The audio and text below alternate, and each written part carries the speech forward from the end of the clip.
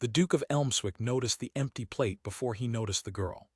It sat before her, white and clean and untouched, at a table groaning with roast goose and glazed hams and towers of hothouse fruit, and no footman came to fill it, and no one at the glittering dinner seemed to see that one guest among 20 had been given nothing at all to eat. Gabriel Thorne, Duke of Elmswick, saw everything. It was the habit of a man who had learned young that survival lay in noticing what others missed, and it had made him, in the drawing-rooms of England, a byword for cold, unnerving watchfulness. He had come tonight to the Harcourt table only because Sir Reginald Harcourt held mortgages the Duke wished to buy up, and dull commerce sometimes wore a dinner jacket. He had expected to be bored. He had not expected to spend the whole of the fish course watching a young woman at the far end of the board sit with perfect stillness before an empty plate, her hands folded in her lap, her eyes lowered, while the family who surrounded her ate and laughed and passed the dishes over her head as though she were a chair. She was plainly one of them and plainly not. She had the Harcourt coloring, the dark hair, the fine straight nose, but where the two daughters of the house blazed in silk and diamonds, she wore a gray gown 3 seasons out of fashion, carefully mended at one cuff. Where they chattered, she was silent. Where a servant filled every other glass unasked, hers stood empty, and when at last, timidly, she reached to serve herself a little of the goose, Lady Harcourt's voice cut across the table like a blade. "Prudence, you cannot possibly be hungry. You had bread this morning." A titter from the elder daughter. "We must all make economies, and you eat quite enough as it is. Pass the dish to Colonel Whitmore, there's a good girl, and do try not to make a spectacle." The girl Prudence set down the serving spoon. She did not flush. She did not protest.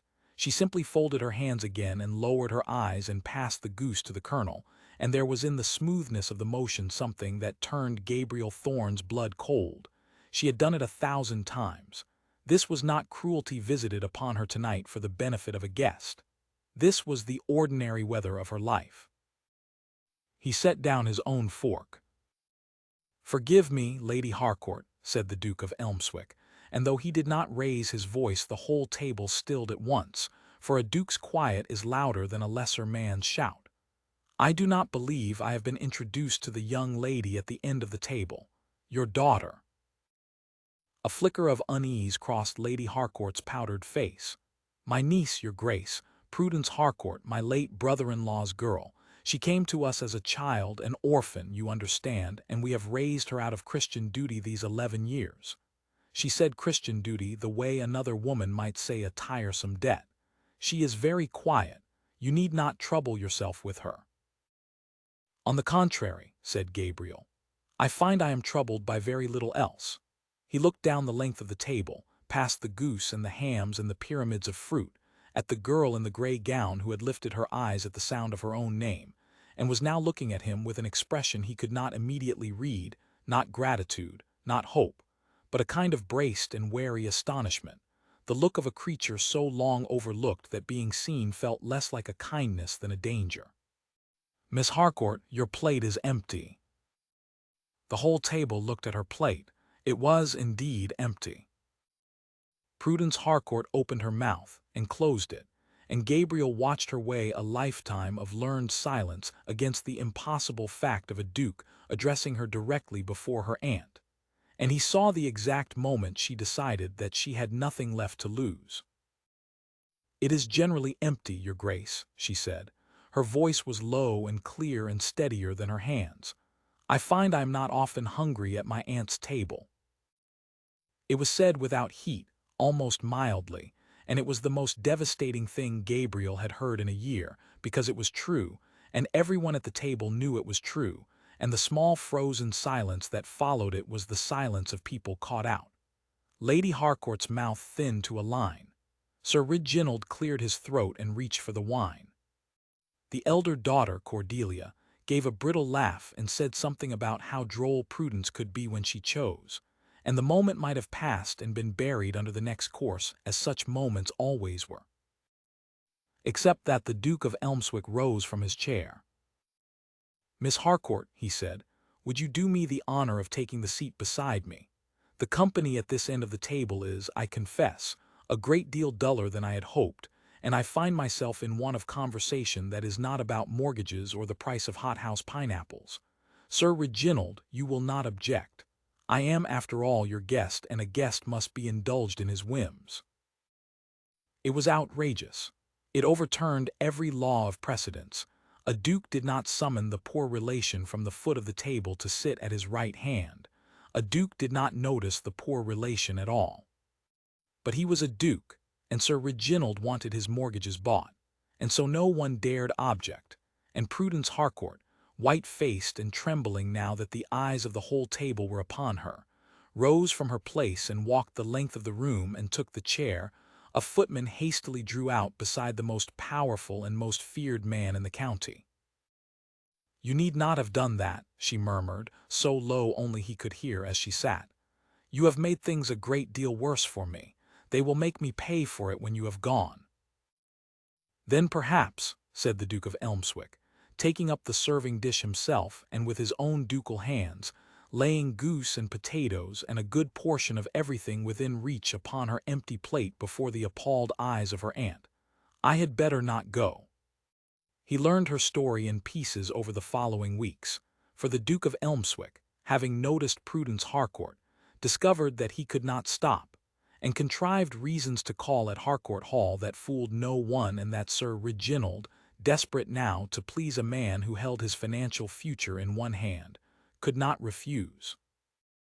She had come to them at 11, he learned, when her father, Sir Reginald's younger brother, a gentle scholar of no fortune, had died of a fever, leaving his only child a small inheritance and no protector but his brother. The inheritance had been quietly absorbed into the Harcourt accounts for her keep. The protection had amounted to a life of invisible servitude. She was not a servant, servants were paid, and had a hall to sit in, and half-days, and the fellowship of their own kind. Prudence was a Harcourt, and so she was given a Harcourt's clothes cut down from her cousin's cast-offs, and a Harcourt's place at the table with nothing on the plate, and a Harcourt's education, which meant she was expected to be accomplished for the family's credit and never permitted to shine, lest she outshine the daughters of the house. She played the pianoforte beautifully and was made to play only when guests wished for background noise. She spoke 3 languages and was addressed in none of them. She had in 11 years been given precisely nothing that could not be taken away, and had learned in consequence to want nothing, to expect nothing, to make of herself so small and quiet and useful a thing that no one would trouble to be cruel, and had discovered, as such people always do, that smallness invites cruelty rather than deflecting it. Gabriel Thorne understood this better than she could have guessed. He had been an unwanted second son himself, raised in the cold shadow of a brilliant elder brother, taught by a hard father that his only value lay in what use he could be. He had escaped it only by an accident of mortality.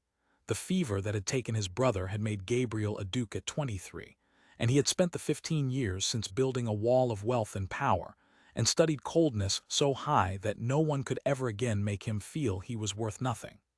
He recognized in Prudence Harcourt the thing he had spent his whole life refusing to become, a person who had accepted the verdict of the people who did not love her. He could not bear it. He told himself at first that it was only justice, that he disliked cruelty and enjoyed thwarting the smug and the mean, and that rescuing a mistreated girl from a grasping family was a satisfying diversion for a bored and wealthy man. He told himself this for exactly as long as it took him to realize that he had begun to arrange the hours of his days around the chance of hearing her speak. For she did speak to him, once she understood he truly wished to hear it. It came slowly, like water finding a crack in ice. He asked her opinion of a book and received not the modest deflection he expected, but a real answer, sharp and considered and quietly funny. He asked what she would do if she were free to do anything, and watched something flare in her dark eyes before she caught it and doused it, and said, "I have not permitted myself to want things, your grace. It is safer. But I think I should like to teach. Little children, who do not yet know what they are supposed to become, I think I should like to tell them they are worth something, before anyone tells them they are not." Gabriel had gone very still at that. "And who told you that you were not?" "Everyone," said Prudence simply. "For 11 years, one comes to believe it in the end. Not with the mind knows better, but with the part of you that flinches before it thinks." She looked at him, and there was no self-pity in it, only a plain and terrible honesty. "You have been very kind to me, Your Grace, and I do not entirely understand why, and I have decided not to trust it, because things that are given to me are always taken away, and it is easier to lose a thing one never let oneself hold. So please do not be gentle with me unless you mean it. I have not the constitution for false kindness. I have had a very great deal of it." It was then, hearing his own life's hard lesson spoken back to him in a girl's steady voice, that the Duke of Elmswick understood he was not diverting himself. He was in love. He had fallen in love with the one person in England who would not believe he could possibly mean it, and who had told him plainly that she would not. The Harcourts, meanwhile, had begun to scheme. For if the great Duke of Elmswick was to be caught after all, and the whole county now buzzed with the astonishing news that he was dangling, then Lady Harcourt was determined he should be caught by the right Harcourt. Prudence was hastily reappraised. No longer quite so invisible, she became instead an inconvenience to be managed. Cordelia was thrust forward at every call, gowned and jeweled, and coached to laugh at the Duke's few dry jokes. Prudence was found urgent errands at the far end of the house whenever he arrived, or dispatched to a distant relation's for a week, or when these failed, for Gabriel simply asked after her until she was produced subtly maligned in her absence. She was strange, Lady Harcourt confided to the Duke. She told untruths. Her poor father had been unstable, and one did fear for the daughter. It would be a kindness, really, not to encourage the girl's fancies. She was inclined to imagine attachments where none existed, and a man of the Duke's standing would not wish to be the object of a plain nobody's embarrassing infatuation. Gabriel listened to all of it with his cold, watchful face and said nothing, and understood exactly what was being done, and let them think it was working, because he had learned in 15 years of business that the surest way to catch the dishonest is to let them believe you are a fool. There was an afternoon, some weeks before the ball, that decided him past all doubting. He had called at Harcourt Hall on the thin pretext of returning a book, and found the family out, Lady Harcourt and her daughters gone to the milliner in the town, Sir Reginald shut in his study with his creditors, and the house given over, as it always was in their absence, to a stillness Prudence seemed to inhabit like a garment. A servant, not knowing what else to do with a duke, showed him to the music-room to wait, and there he found her alone at the pianoforte playing. She did not hear him come in. And so, for the first time, Gabriel Thorne heard Prudence Harcourt play as she played only when she believed no one was listening. Not the dull, decorous background music she was permitted before guests, but something else entirely.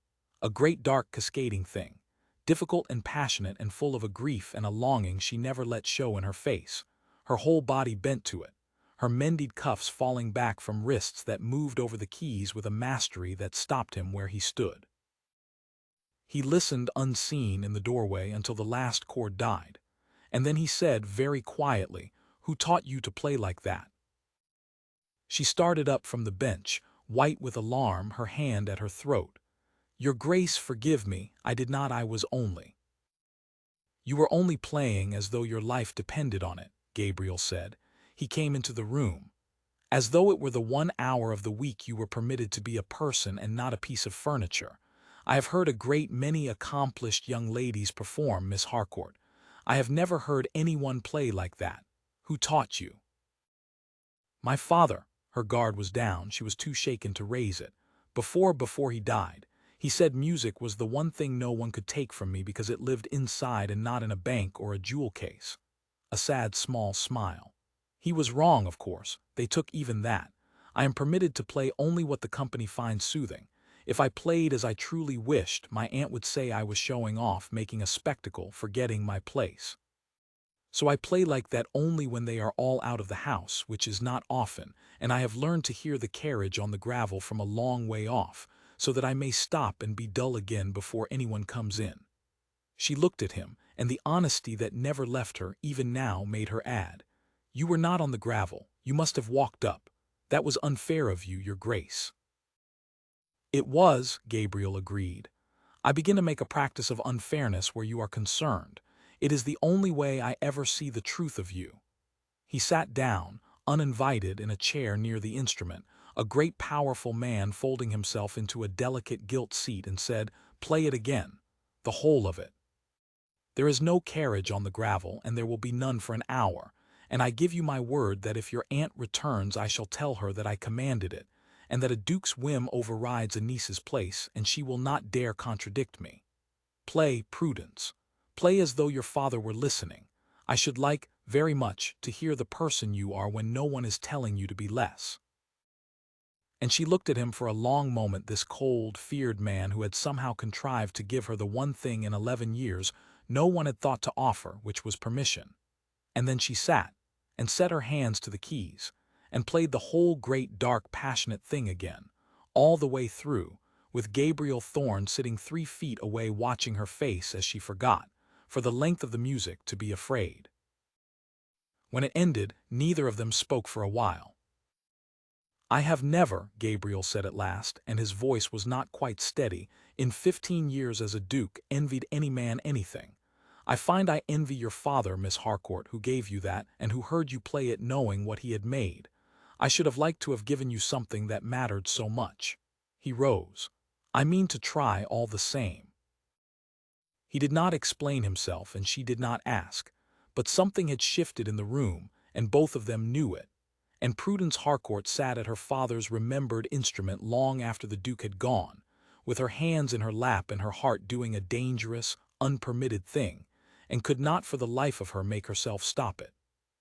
It came to its head at the great harvest ball that Sir Reginald gave that autumn, a lavish affair, mortgaged in every sense, thrown chiefly to display Cordelia to the Duke of Elmswick before the whole of society, and force the thing to a conclusion. Half the county came. The ballroom blazed with 1,000 candles.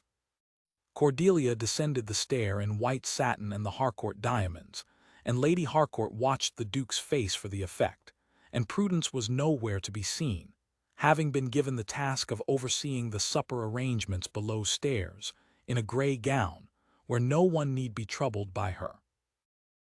Gabriel arrived, greeted his hosts with cold civility, declined to be steered toward Cordelia, and said, into the expectant hush of the receiving line, "I do not see Miss Prudence Harcourt. I had hoped to find her here. I have something of importance to say to her, and I should prefer to say it before witnesses."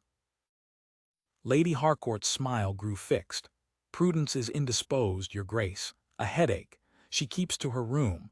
You know how she is delicate and rather too fond of solitude. Now Cordelia has been so looking forward." "Send for her," said the Duke. "Your grace, truly, she is not fit to be seen." "Send for her," Gabriel repeated, and this time there was iron under the quiet, "or I shall go and find her myself through every room of this house, and I do not think either of us wishes for that spectacle before your guests." He let the silence work. "I have been patient, Lady Harcourt, because I wish to be certain. I am certain now. Send for your niece." They sent for her. She came up from below stairs in her grey gown with her sleeves pushed back and flour on her hands from the supper pastry, bewildered and afraid, into a ballroom that fell silent as she entered, every jeweled head turning, and she stopped at the foot of the great staircase and looked at the Duke of Elmswick standing in the center of the floor, and Gabriel watched the fear rise in her, the certainty that she had somehow done wrong, that she was to be punished, that being seen had once again brought only danger. And he crossed the room to her before it could take root. "You are frightened," he said low for her alone. "Do not be. Nothing bad is going to happen to you in this room. I promise you that. Everything that is about to happen is going to be good, though you will not believe it until it is done. Will you trust me for the length of one speech?" "I told you," she whispered, "I do not trust things that are given to me." "I know," said Gabriel. "That is why I mean to give you this in front of 200 witnesses, so that it can never be quietly taken back." He turned to face the room. He did not raise his voice. He had never needed to. 11 years ago," said the Duke of Elmswick, "the family of this house took in an orphaned child and took also the small fortune her father left her, and in exchange for that fortune they gave her cast-off clothes, an empty plate, and the daily lesson that she was worth nothing. I have watched it. I saw it first at Sir Reginald's own dinner table, where this lady sat before a bare plate while a servant filled every glass but hers, and where, when I asked her why, she told me the truth so plainly and so without bitterness that I have not been able to forget it since. He looked around the silent room, and his cold gaze rested, one by one, on Lady Harcourt, on Sir Reginald, on Cordelia, until each of them looked away. I have made it my business, these past weeks, to learn the whole of it. Miss Harcourt's inheritance, the £4,000 her father left in trust for her, which this family has spent. I have engaged lawyers to recover, with interest, every penny, and Sir Reginald has already, this very week, signed the acknowledgment of the debt, in exchange for certain forbearances of my own regarding his mortgages, which I hold. A ripple went through the room. Sir Reginald had gone grey. So Miss Harcourt is not the penniless dependent this family has told you she is. She is an heiress. She always was. They merely spent her money and told her she was a burden. Prudence was staring at him, her floured hands pressed to her mouth. But that, Gabriel went on, and now, for the first time in the memory of anyone present, something warm broke through the cold of the Duke of Elmswick's face. That is only justice, and I did not summon this lady from her kitchen to speak to her of justice. I brought her here to ask her something, and to ask it where it cannot be unsaid. He turned to her, and he took one of her flour-dusted hands in both of his. And there, before the whole staring, scandalized, breathless county, the Duke of Elmswick went down on one knee to the girl in the grey gown. "Prudence Harcourt," he said, "for 11 years the people who ought to have cherished you told you that you were nothing. I have spent my own life being told much the same, by people who ought to have known better, and I built myself very cold and very hard so that it could never touch me again, and I thought, until I saw you sitting so quietly before your empty plate, that I had succeeded. I had not. I had only stopped feeling anything at all. You have made me feel again, and it is the most inconvenient and the most precious thing that has ever happened to me. I am not gentle with you because I pity you. I am telling you the truth before witnesses in words that cannot be taken back. I love you. I have never said that to another living soul. I should be honored beyond anything I can name if you would consent to be my wife and my duchess, and never in your life sit before an empty plate again. You need not answer from gratitude. You owe me nothing, but I could not let another day pass without you knowing that there is one person in this world who sees exactly what you are worth, and finds it beyond all price." The ballroom held its breath. Lady Harcourt looked as though she might faint. Cordelia's mouth had fallen open.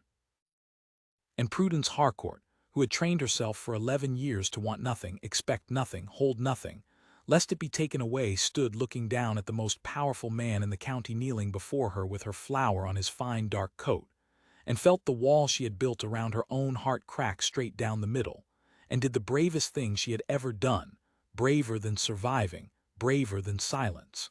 She let herself believe him. "I have imagined attachments where none existed," she said unsteadily, half a laugh and half a sob.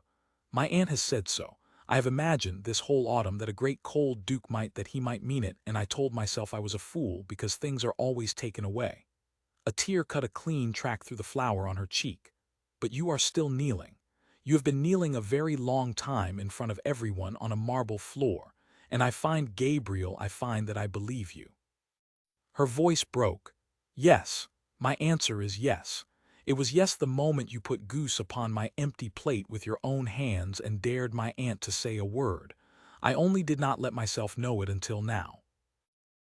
The Duke of Elmswick rose and drew the girl in the grey gown into his arms before the whole of the county, and if any there had come to laugh at the poor relation, they found, to their surprise, that they were not laughing, but that a good many of them, the women especially, who knew more than they ever said of empty plates and swallowed slights, were weeping and applauding, and would tell the story for years.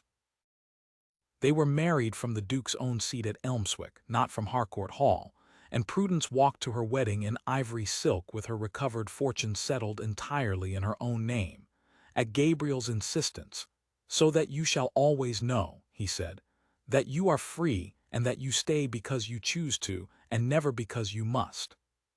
The Harcourts were invited coldly for the look of the thing, and came, and found themselves seated very far from the head of the table, before plates that were, the Duke saw to it, precisely and pointedly full, so that they might sit through the whole long feast contemplating exactly what they had done. Their mortgages Gabriel did not forgive. He held them quietly to the end of their lives, a leash he never needed to pull, for the mere knowledge of it kept them civil. Cordelia married a curate and learned in time a good deal about economy. In the first months of their marriage, Gabriel came to understand that a wound 11 years in the making does not close in a season, however plain the love laid over it. Prudence, safe at last, warm at last, an heiress and a duchess with a household to command, would still sometimes wake in the gray before dawn braced for a blow, still sometimes hesitate a half-second before helping herself at her own table, still sometimes fold in on herself, small and quiet, when a raised voice carried down a corridor. He never once let it pass unremarked.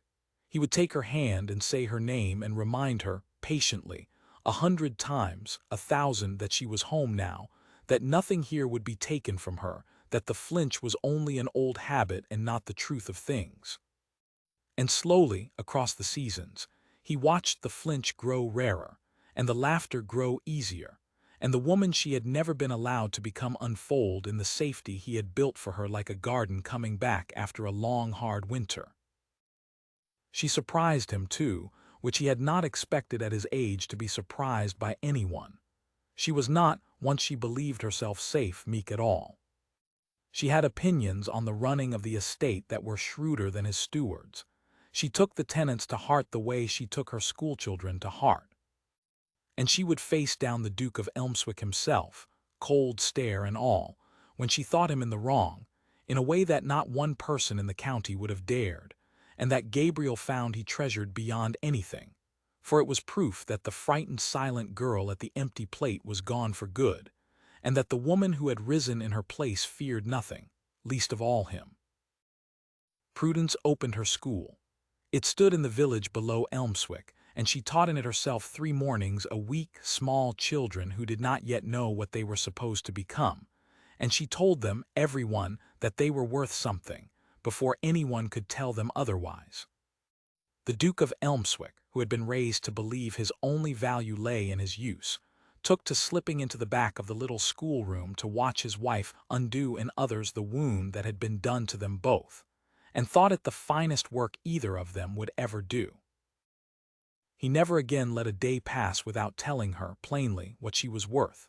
He had learned the cost of the words unsaid, and Prudence, who had come to him unable to hold a single gift for fear of its being snatched away, learned across the long, warm years of their marriage the thing her aunt's table had tried to teach her was impossible, that some things once given by the right hands are given for keeps. Her plate was never empty again. But it was not the plate that mattered in the end, and both of them knew it. It was that a cold, watchful man had looked down a crowded table full of glittering people, and seen, of all of them, only her, and having seen her had chosen her, and gone on choosing her every day for the rest of his life.